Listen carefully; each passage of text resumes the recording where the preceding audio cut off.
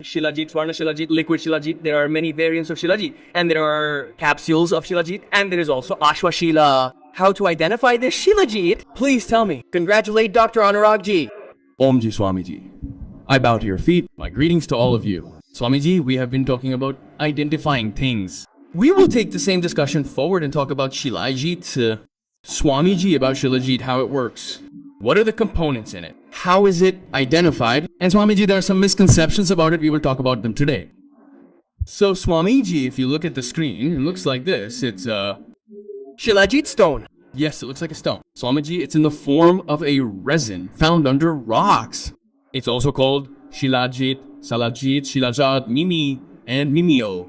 Swamiji, so basically it's actually a tar-like substance, a slightly natural sticky component, which Swamiji in Ayurveda is considered a very good, very life-giving component. Swamiji, it has many benefits. People often think it's for virility when they hear the name Shilajit, but Swamiji, it has many other benefits. One of its components is that it provides strength. It also relieves colds. It relieves coughs and colds. It relieves arthritis. It eliminates infertility. And it develops vitality. It has extraordinary properties. Incomparable. And how to identify it. So I want you to spread this awareness across the country. Tell me, doctor. Swamiji, Shilajit has its own capabilities. Swamiji, along with building energy and stamina, it also helps combat stress within the body. Swamiji.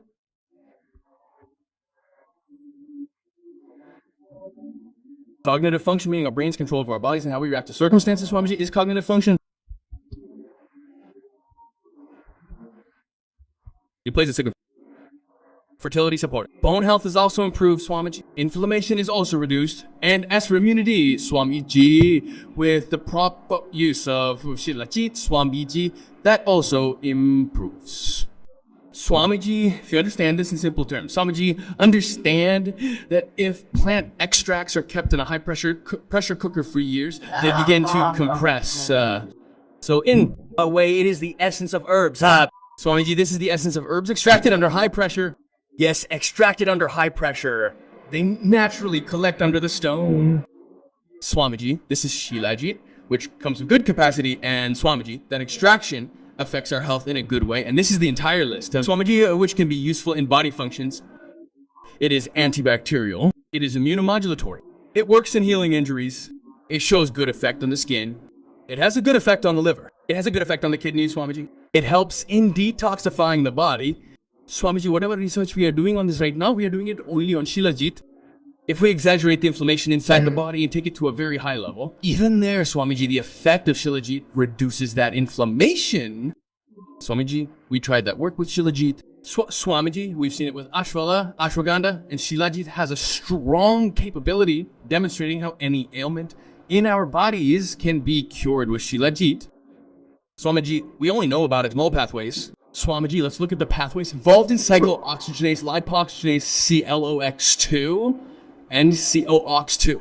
Swamiji, those pathways also begin to heal with Shilajit treatment. Swamiji, we can see its unique functionality from the digestive system to muscles, skin to tissue, and immunity. Swamiji, whatever its key players are, it's a powerful immunity booster. It's excellent for longevity, immunity, anti-aging, power, and strength. It's amazing. Shilajit should be in every home. So there's Shilajit, saffron, and honey. These should be in every home. And Swamiji, Shilajit also has antioxidant capabilities. If stress increases within a cell, Swamiji, diseases can develop naturally. It is a natural antibiotic. Swamiji, it effectively removes stress and functionality improves normally. At the mitochondrial level, Swamiji, we see changes and mitochondrial stress or mitochondrial biogenesis begins to heal. Now, what is inside it? What is it that makes it work? Swamiji, if we look at the composition, Swamiji, it contains two specific types of acids called humic acid and folic acid. Along with that, Swamiji dibenzoate, also known as DBP, Swamiji is also present in good quantities. 10 to 12% of it is naturally found. After that, Swamiji contains trace elements. About 80 different elements have been reported in Swamiji Shilajit. So there are 80 elements, Swamiji, some minerals and some carbohydrates that give it its shape. So Swamiji, if you look at it, this is its bioactive component, which I was calling DBP, whose structure you can see here. There are 3 rings of benzene. This, Swamiji, is what gives it good therapeutic value. The therapeutic components are found here, which help our body fight diseases effectively. Now, Swamiji, let us look at Patanjali's pure Shilajit, which is also available in drop form, Swamiji, in resin form. We have made available Shilajit in this way, liquid Shilajit along with golden Shilajit, Shilajit, Araganavi, Ashva Shila. Consuming it in any form is amazing for you. Swamiji, Shilajit also works to ignite life energy, which keeps that energy burning and lit up so that everything remains well. There is no cold at all, Swamiji. That is why we feel cold. People consume it in large quantities. Shilajit, Swamiji, not only is it an antioxidant, it is anti-inflammatory and maintains mitochondrial health and maintains... Besides this, Swamiji, it is also antifungal and antimicrobial. It effectively regulates the endocrine system. Swamiji, its use is also considered very beneficial for prostate diseases. Our body should release good hormones properly. If they malfunction, Swamiji, they cause disease, and using Shilajit, Swamiji can also cure them. Now, Swamiji, how do we test it? So, Swamiji, what do they do to it? They burn jaggery. They burn sugar. Some people add carbon. So, Swamiji, the adulteration is that they mix sugar or coffee into it. Some people add clay to it. It is cosmetically modified to look like real Shilajit. So, Swamiji, there are methods for measuring it. The Indian government has also set specifications. Swamiji, they have a detailed list of meats and beets that must be present. When we provided Patanjali Shuddh Shila, which is also available here and comes in drop form, Swamiji tested all of them in different batches and found out how many tests we perform on them. Swamiji, we perform a total of 51 tests on Shilajit across 5 families of tests. Only after these 51 tests is the pure form of Shilajit available to everyone, Swamiji. And we perform physical and microbiological testing to ensure there are no bacteria, viruses, or fungi. We test for heavy metals to ensure there are no pesticides, Swamiji, and crop contaminants. These are all Swamiji's specifications, which are followed at every one of our manufacturing sites. Swamiji, this list is the specifications, and these are all Swamiji's reports.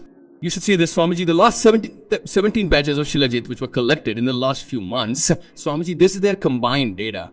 That we did the quantification of Divya Shuddh Shilajit. We checked the 17 recent batches and see, Swamiji, what are their POT parameters. So you should see, Swamiji, whatever parameters we have set up in which the total solid should be between 70 to 75%. So Swamiji, you should see the data of 17 batches is showing that the number is around 71. What should be the total insoluble ash? There should be no bacterial contamination at all. What should be the ash in it, Swamiji?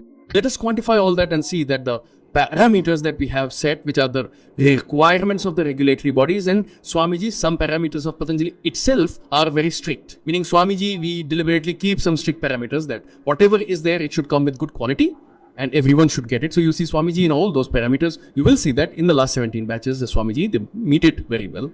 And after that, you see, Swamiji, how if a fulvic acid should be there in it, which is a marker, it should not be less than 10%. Swamiji, this is our requirement. And see, Swamiji, the last 17 batches are telling that the average number is 10.63. That means we are meeting and beating the requirement very well. And the water-soluble extractive should not be less than 50%. Swamiji, it is reaching almost 54%. So Swamiji, we conducted all these tests and measured the levels of the 4 major heavy metals: lead, arsenic, cadmium, and mercury. Government regulations go up to 10 ppm, Swamiji. We, Swamiji, have brought it down to 1 ppm. That means, look at the parts per million. 1 in a million, Swamiji. Ira, and you see the concentration of lead, arsenic, cadmium, and mercury is 100 times lower than that limit, Swamiji. This indicates that the Shilajit we are processing, the processed product we are giving to everyone, is free from any such heavy metal contamination. And even those regulatory limits, Swamiji, are much lower than the requirements to a very minimal level, which is naturally occurring. So Swamiji, we found that we meet all the parameters of purity and quality for Shilajit. So Swamiji, today we've looked at the components, how we can measure them, and how Swamiji can identify genuine Shilajit. So eat this authentic Shilajit.